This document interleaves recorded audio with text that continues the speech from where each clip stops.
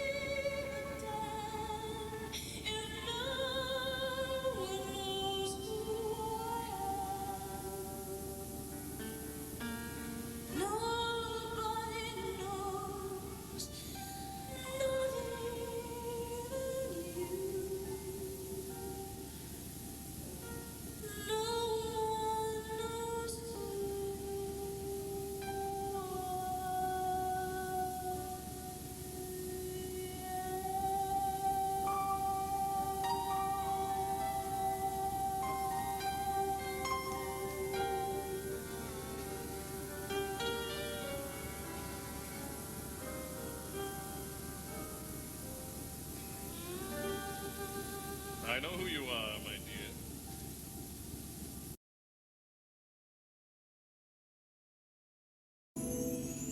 We're the pleasures of the nighttime that fade at dawn. Selling treasures of the nighttime till night is gone. And then when the party's over, everybody's gone away. We stare at an empty day. What is there to do or say? So one of my greatest memories of the Alley production was we, at the end of the run, I didn't do it, the cast did it. Members of the ensemble, they were working on this for God knows how long. We put together an award show called Laverne Awards, and it was like the Razzies, it was just making fun of the show in the most hilarious ways. And we did it in the actual theater. I had an audience, a bunch of people came, that were involved with the production, and they put this thing on, and I was involved in. Was I involved in? I think I just was watching. I laughed my head off at the stuff that went on, and one of the best moments of it was all of the ensemble guys, learned the whole Girls of the Night, and the costume department, put together costumes, whatever of ours that would fit, and then adding whatever they needed to make it look like it was each girl. They wore our wigs, and they sang this song with all the lyrics changed, and it was absolutely hilarious. Nighttime is where we live. Night is when we give everything we have to give. Most lovers have no choice. We don't have a choice. We just know we have to give. That's why the day can never be right for the girls of the night.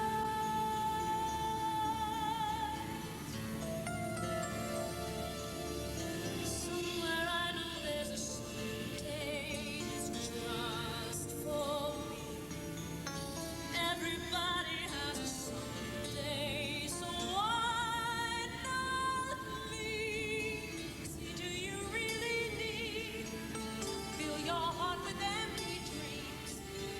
And in that moment, that line where she sings, Lucy, Lucy, do you really need to? Whatever it was, she sang, Lucy, do you really need to hold that note for 20 years?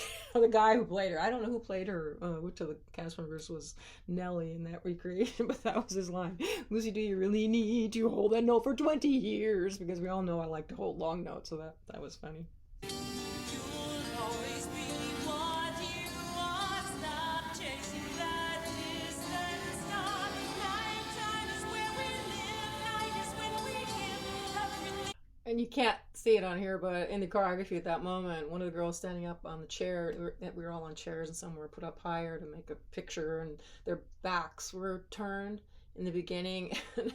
In this choreography, one of the girls turns, and in the spoof version, the guy playing that particular character was pregnant. Good. We have to give. Most lovers can rejoice. We don't have a choice. We just know we have to give. That's why the day can never be bright for the girls of the night.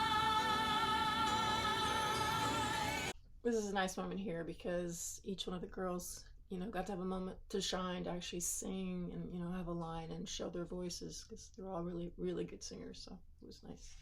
Fly away,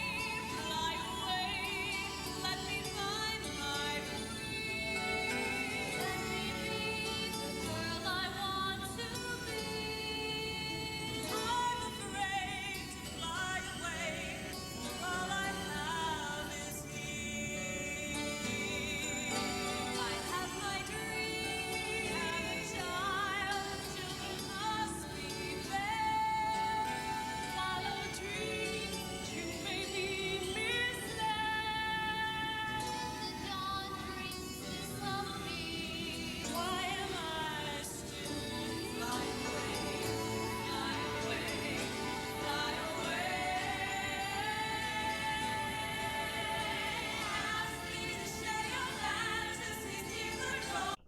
So, pretty obvious that this show was written by a heterosexual male and directed by a heterosexual director. Because look what they're talking about here. Your fantasies, blah, blah, blah. And what is it? It's a bunch of young women all standing up there half naked wearing corsets with their boobs out singing Girls of the Night. I mean, come on. Don't ask me where tomorrow is. Don't ask me where to find happiness. No, I know for sure where sorrow is. Sorrow is where the dark meets the light. Somewhere to my dream will take flight. Sorrow is where all hope is from sight. For the girls of the night. We're the girls of the night.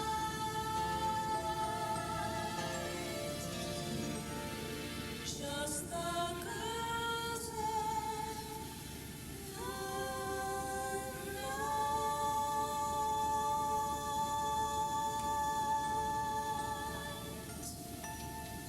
All right, one more Nita Moore story.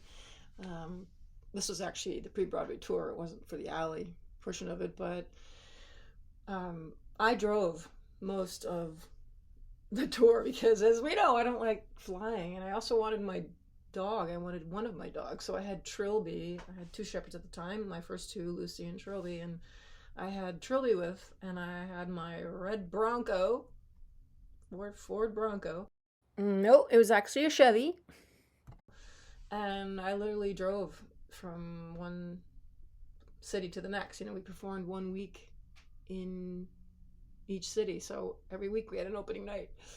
And then, we'd move on. We'd have 1 day a week off, which was a travel day. And everyone else was going to the airport. I thought, I'm not doing that. I want to drive. So, and the last show was always a matinee. So as soon as the matinee was down, we were already packed, ready to go. And Nita would go with me. And the two of us, we'd hop into my car, my truck, and we'd usually swing by Starbucks and get ourselves a big Frappuccino, and then we'd head on to the next city. And most of the legs were pretty good, not that bad. And it was great because we got to see the countryside instead of just the inside of an airport and an airplane and then your hotel, kind of wasting your day off. So it was really fun. And I had my dog with me. And on one particular leg, we forgot about the time change, and we we got to the venue an hour later than we actually thought we were supposed to get there, and there were just, maybe we had 15 minutes by the time we rolled up before the show was going to start, and we come in a panic because we come pulling up to the theater and we see audience arriving, and we were just, in fact, I think we were 2 hours time difference, so yeah, that was a long leg, and we just screwed up. That was hairy. We made it. I'm not sure how. The dressers, they got us ready, and we made it. We made the show.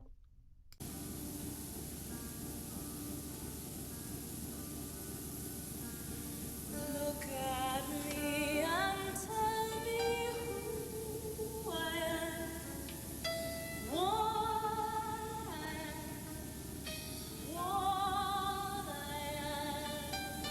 Call me a fool, and it's true.